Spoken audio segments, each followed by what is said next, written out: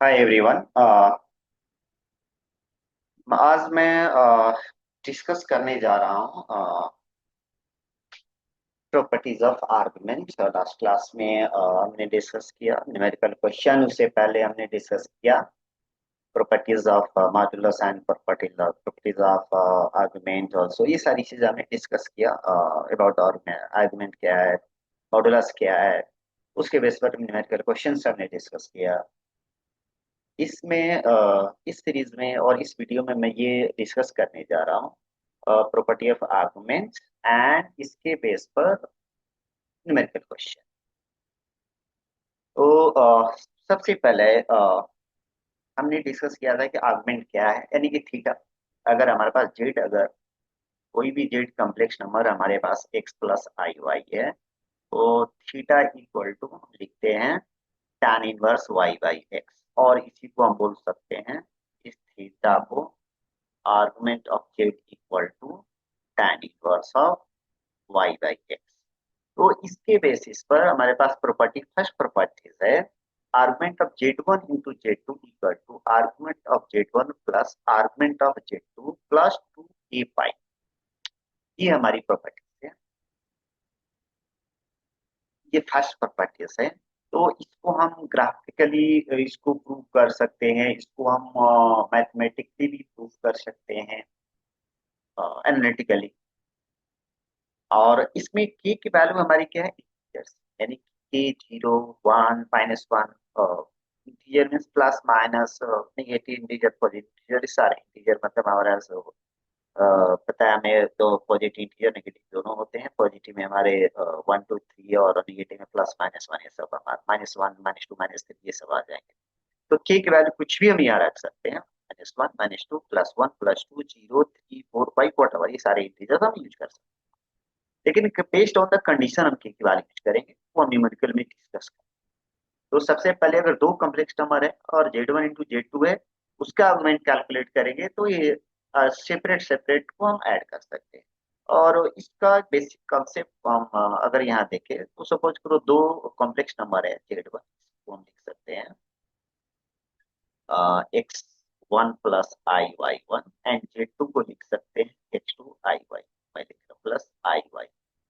इसको मल्टीप्लाई करेंगे हम, Z one into Z two अगर हम कैलकुलेट करेंगे तो हमें यहाँ पर क्या मिलेगा, चीज हम देख सकते हैं X one x two plus Y one Y two, plus नहीं माइनस क्या मिलेगा, माइनस, क्योंकि Y I square minus one हो जाएगा। इसको अगर मल्टीप्लाई करेंगे तो आई स्क्वायर माइनस वन और वाई वन वाई टू मिलेगा, Y one and Y two plus I out का हमारा यहाँ कॉमन हो जाएगा, और यहाँ से हमें एक्स वन वाई टू ऐसा मिलेगा। उसके बाद वाई वन एक्स टू, ये सारी चीज हमें यहाँ से मिलेगा। तो इसको X one Y two plus X two Y one ऐसा। अब यहाँ पर हम आर्गुमेंट कैलकुलेट करें तो हमें क्या मिलेगा, ये डिवाइडेड बाई वो X one Y two by ये, और ये मिलेगा हमें। और इसको रिजॉल्व करेंगे तो हमें सेपरेट मिल सकता है, सेपरेट जो मिलेगा हमारा उसको हम ऐड करें तो वहीं से इसको हम देख सकते हैं। यहाँ पर कैसे, मैं इधर एक्सप्लेन करने की कोशिश करता हूँ। इधर हमारे पास argument of z one z two अगर कैलकुलेट करें तो tan inverse of y one x two plus x one Y two divided by x one x two minus Y one Y two. अब इसको रिजॉल्व करें, x one x to को हम common ले लेते हैं, एक्स वन एक्स टू को common ले लेते हैं, एक्स वन एक्स टू को मैं एक सेपरेट केस पर इसको सॉल्व करने प्रूव करने की कोशिश कर रहा हूँ। फर्स्ट प्रॉपर्टी को यहाँ पे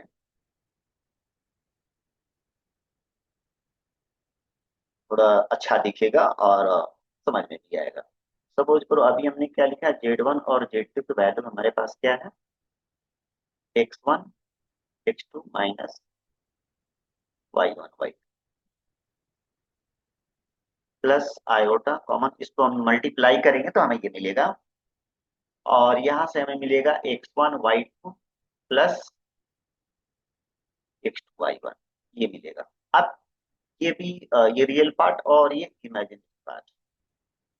तो इसका आर्गुमेंट अगर हम कैलकुलेट करें z1 और z1 इंटू z2 का, तो tan inverse of imaginary part, ये हमारा इमेजिनरी पार्ट है ना, इसको हम लिख सकते हैं imaginary part. So imaginary part divided by real part, तो इमेजिनरी पार्ट हमारा हो गया डिवाइडेड बाय रियल पार्ट, ये रियल पार्ट हो गया। इसको हम लिख सकते हैं tan inverse of x1 y2 plus x2 y1 divided by x1 x2 y1 y2। अब मैं यहाँ पर क्या कर रहा हूँ, यहाँ से मैं x1 x2 कॉमन ले रहा हूँ। तो यहाँ पर क्या होगा, और इसको बोले कि डिवाइड में कर रहा हूँ, न्यूमरेटर डिनोमिनेटर में डिवाइड कर रहा हूँ, x1 x2 x1 y2 by x1 x2 plus x2 y1 by x1 x2 whole divided, कि मैं न्यूमरेटर में भी डिवाइड कर रहा हूँ और डिनोमिनेटर में भी डिवाइड कर रहा हूँ मैं x1 x2 से। फिर हमारा x1 x2 minus y1 y2 by x1 x2, ये हो गया। अब यहाँ पर क्या देखिए, x1 कैंसिल हो जाएगा, इधर हमारा x2 कैंसिल हो जाएगा, तो हमें क्या मिलेगा, tan इनवर्स ऑफ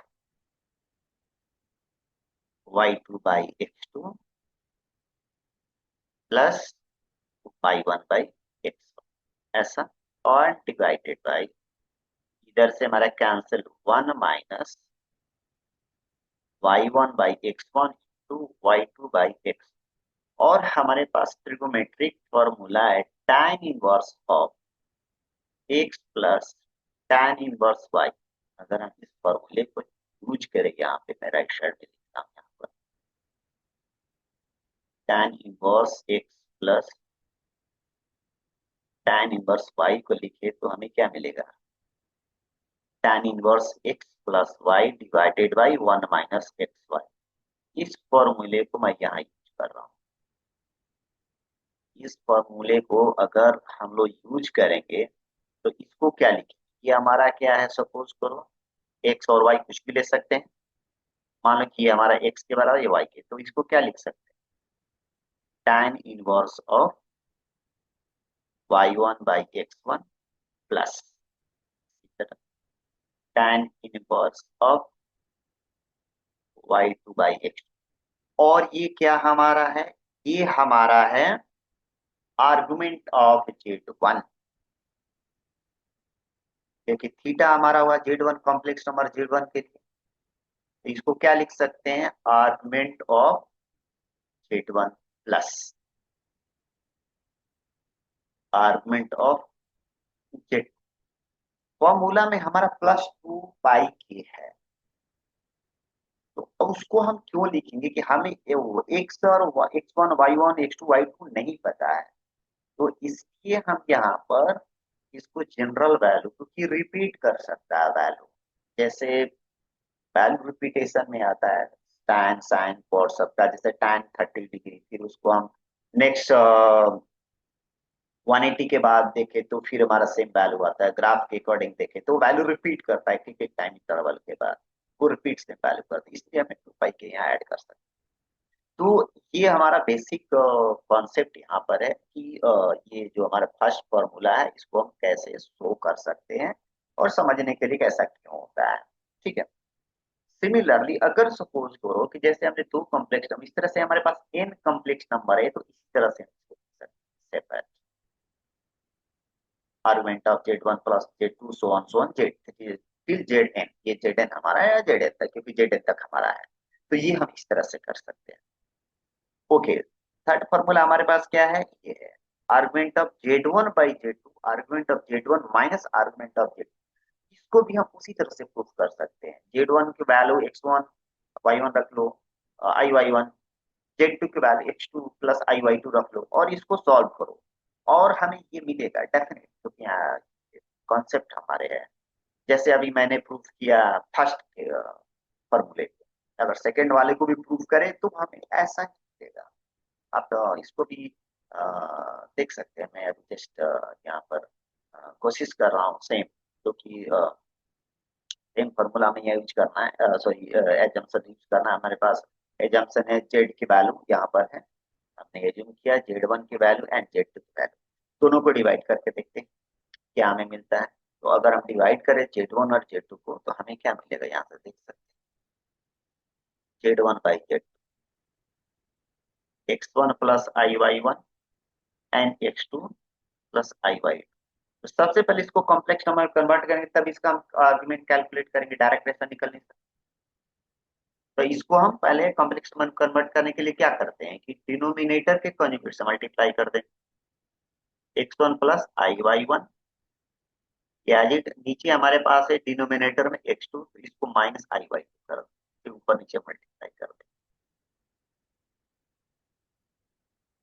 आप इसको मल्टीप्लाई करके अगर देख सकते हो, ये हमें मिलेगा कॉम्प्लेक्स नंबर, और इसका आर्गुमेंट लेंगे वो हमारा सेम सेपरेट मिलेगा माइनस के साथ। यहाँ हम इस चीजों को देख सकते हैं, इसलिए इसमें हम चेक कर सकते हैं, इसमें कोई दिक्कत नहीं। ठीक है, तो से मल्टीप्लाई करके, जैसे मैंने इसको प्रूफ किया, टाइम में हमारा टाइम इनवर्स नेगेटिव में वैल्यू आ गया, हाँ जैसे प्लस यहाँ नेगेटिव में आ जाएगा, जो हमें प्लस मिला वो नेगेटिव में आ जाएगा, सेम चीज यहाँ नेगेटिव हो जाएगा यहाँ पॉजिटिव हो जाएगा। हम देख सकते हैं मल्टीप्लाई करके ऑब्वियस मिलेगा, क्योंकि देखो यहाँ पर क्या मिलेगा, प्लस मिल जाएगा मल्टीप्लाई करेंगे तो आई स्क्वायर -1 माइनस +1 से x1 x2 plus y1 y2 मिल जाएगा रियल पार्ट, और इमेजिनरी पार्ट हमें क्या मिलेगा, सेम। इसको मल्टीप्लाई माइनस में आ जाएगा तो साइन यहाँ रिवर्स हो गया हमारा, यहाँ पर माइनस रिवर्स हो जाएगा हमारा, ये माइनस हो जाएगा यहाँ पर, तो रिवर्स हो जाएगा ये वैल्यू हमारा, ये प्लस आ जाएगा, ये प्लस आ जाएगा, फॉर्मूला में हमारा यहाँ प्लस आ जाएगा, ऊपर में माइनस आ जाएगा, तो वहां से हमारा माइनस में कन्वर्ट हो जाएगा। आप प्रोसीड करके चेक कर सकते हो इसमें कोई दिक्कत नहीं। अभी मैं क्या करने जा रहा हूँ, एक न्यूमेरिकल क्वेश्चन इसको सॉल्व कर रहा हूँ, जो हमने थियरी पढ़ा अभी आर्गुमेंट का प्रॉपर्टीज, वो उस पर हम एक क्वेश्चन करने सॉल्व करने जा रहा हूँ। तो हमने ये थियरी देखा, फॉर्मूला देखा, ये भी फॉर्मूला क्या है, argument of Z by Z bar 2 times argument of Z plus 2 pi, ये भी फॉर्मूला इंपॉर्टेंट।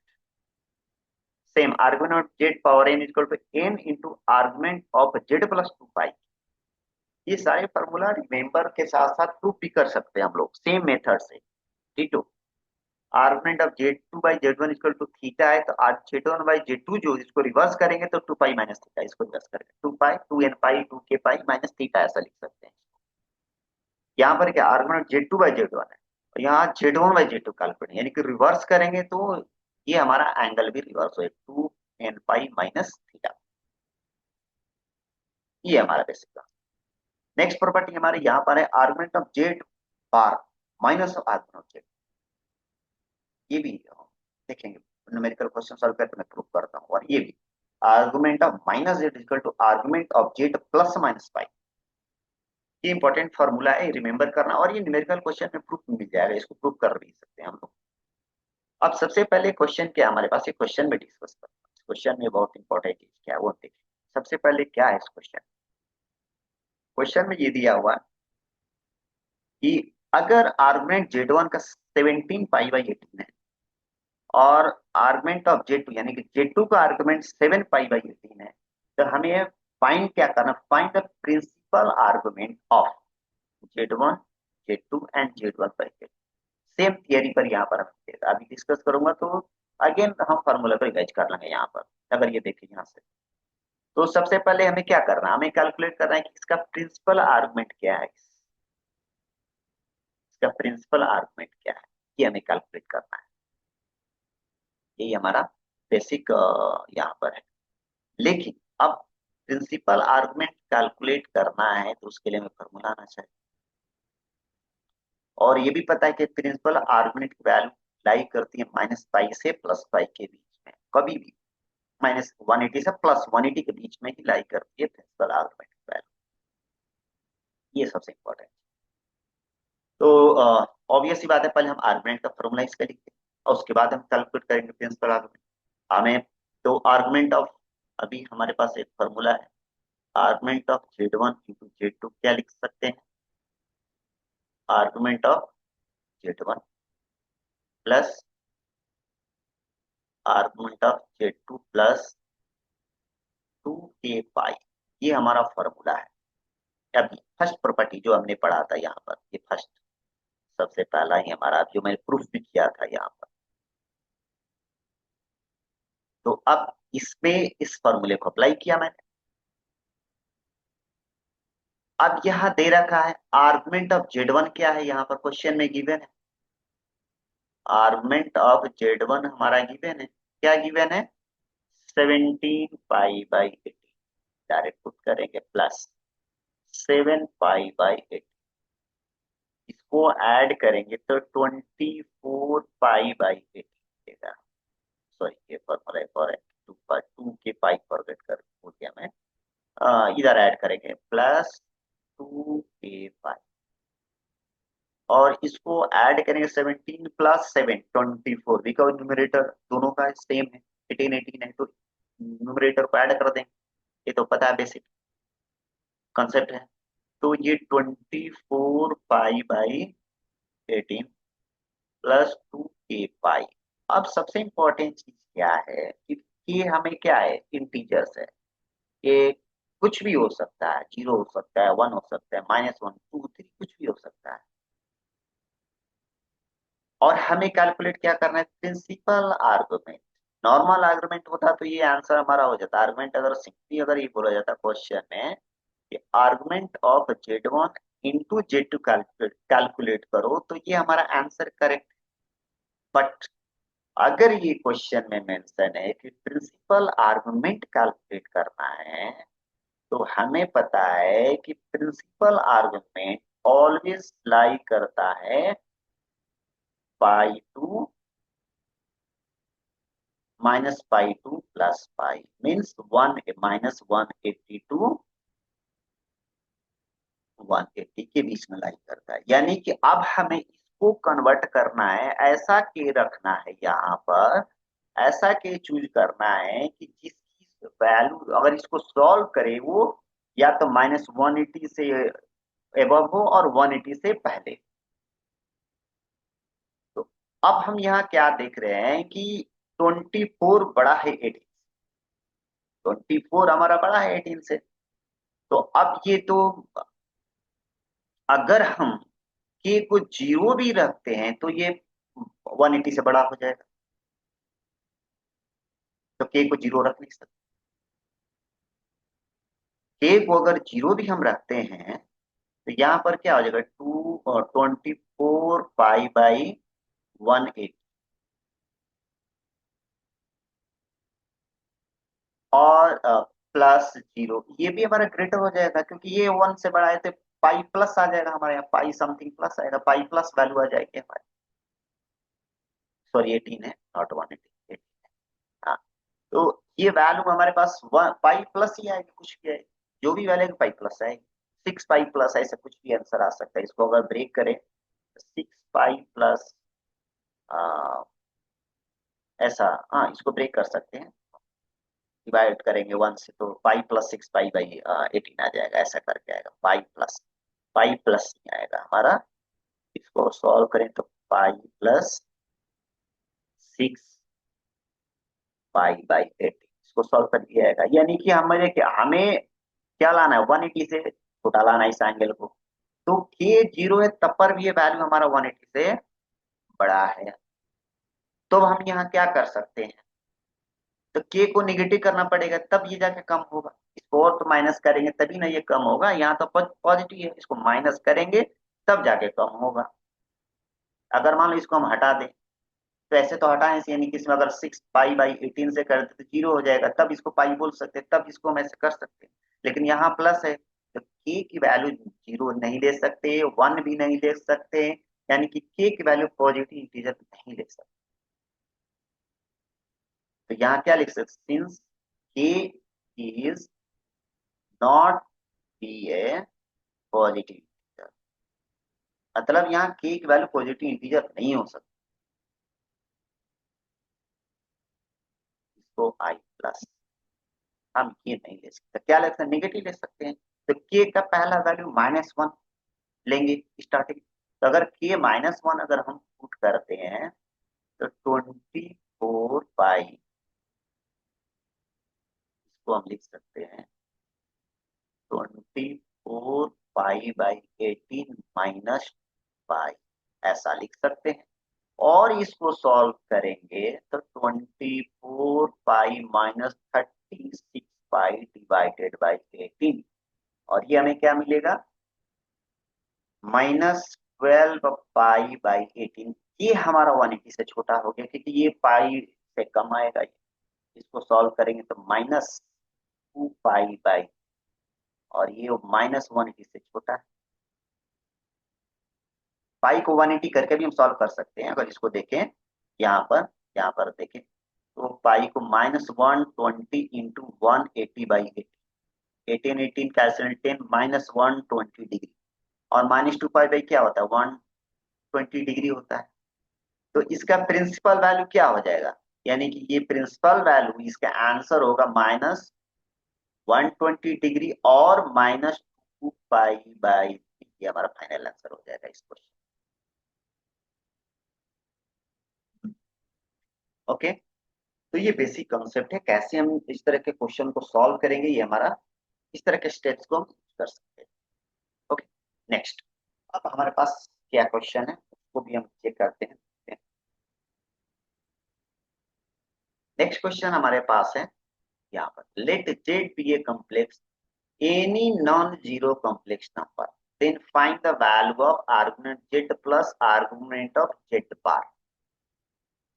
नॉन जीरो यानी कि वो जीरो नहीं हो सकता है, क्योंकि कॉम्प्लेक्स नंबर को हम जीरो भी लिख सकते हैं, जीरो फॉर्म में रिप्रेजेंट, 0 + i0 वो भी कॉम्प्लेक्स नंबर में होता है, लेकिन यहाँ नॉन जीरो होना चाहिए, यानी कि जीरो नहीं होना चाहिए। तो अभी हम क्या करेंगे इसके लिए, वेरी सिंपल, आसान तरीका क्या है, हमें क्या करना है, क्या निकालना है।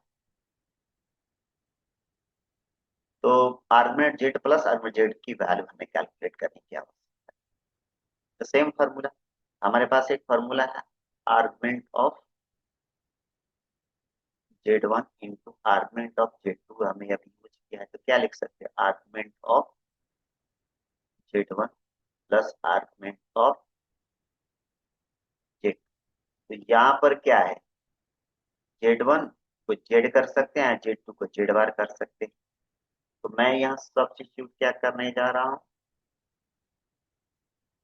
Z1 को Z एंड Z2 को Z बार फॉर्मूला के लिए। तो हम क्या लिख सकते हैं, आर्गुमेंट ऑफ Z ये Z1 plus argument of Z बार को लिख सकते हैं argument of Z into Z bar.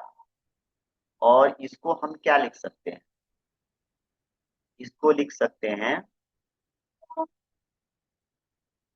2 times of argument of mod of Z. कैसे, इसको अगर हम देखें तो जेड इंटू जेड बार क्या होता है, मॉड जेड का स्क्वायर होता है,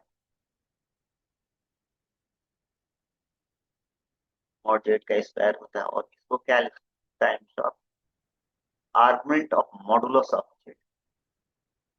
अब मैग्नीट्यूड है, ये तो रियल हो गया, करेक्ट। अब तो हमारा क्या हुआ, ये रियल पार्ट हो गया ना, ये रियल वैल्यू, क्योंकि मैग्नीट्यूड हम ले रहे हैं, argument of magnitude of z, magnitude क्या रियल। अब यह कॉम्प्लेक्स नहीं रहा, जेड हमारा कॉम्प्लेक्स नंबर है, okay, z is a complex number, लेकिन mod z is not complex.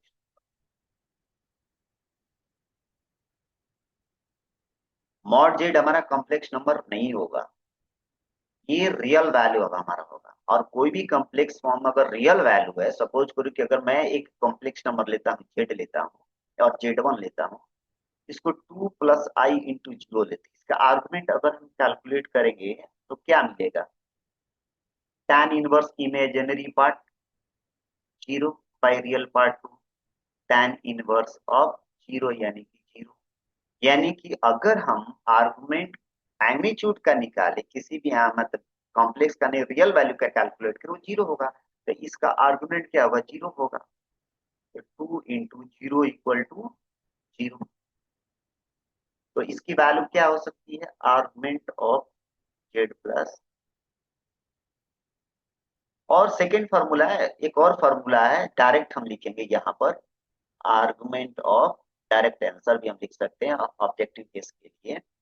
Argument of Z बार क्या होता है, minus of argument of Z होता है, ये दोनों कैंसिल होकर ये भी जीरो हो जाएगा। ये भी एक शॉर्ट ट्रिक है 1 मार्क्स के लिए और ऑब्जेक्टिव के लिए, लेकिन अगर ऑब्जेक्टिव में नहीं प्रूव करना है कुछ ऐसा है तो हम ऐसा यूज कर सकते हैं, ऑब्जेक्ट के लिए डायरेक्ट यूज कर सकते हैं। तो ये बेसिक हमारे क्वेश्चन थे। नेक्स्ट क्लास में अगेन मैं कुछ theory plus numerical question discuss करूंगा। इसमें किसी को डाउट है और कुछ और पूछना है तो आप इस कमेंट में आप लिख सकते हैं, और ये मेरा नंबर है, इस नंबर पे आप कांटेक्ट कर सकते हैं। ठीक है, नंबर में यहाँ डाल रहा हूँ मेरा, इस पे व्हाट्सएप है, आप कर सकते हैं, ईमेल आईडी ये जाकर उसमें आप चैट बॉक्स में भी डाल सकते हैं। मेरा नंबर 8375955075, आप इस पे कांटेक्ट कर सकते हैं। तो आज के लिए धन्यवाद।